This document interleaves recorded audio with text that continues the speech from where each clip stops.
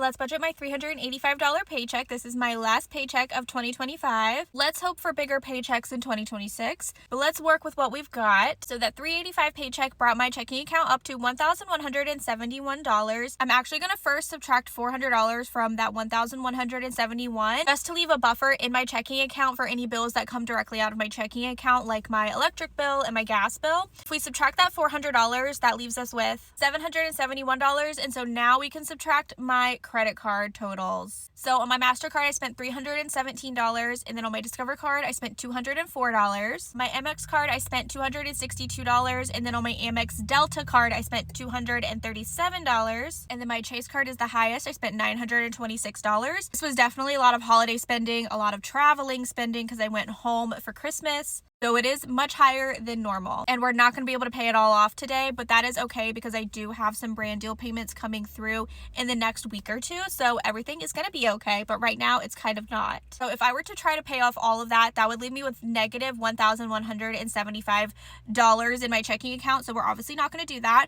So I'm going to put $400 towards my Chase card, and then I'm going to put $50 towards all of the rest of them, just so they have their minimum payment paid for, I don't miss a payment, and I'm making like a tad bit of progress on it, and then once I get paid from my brand deals, then I'll be able to fully pay them off and everything will be back to zero for the new year. So if I do the $400 towards my Chase and then $50 to each of the other 4 cards, that leaves me with $171 left in my checking account for groceries and miscellaneous spending, which is totally fine for the next 2 weeks until I get my next day job paycheck. Seems like we're in a bad situation, but it's totally going to be taken care of. I will see you next time when I have another paycheck to budget with you.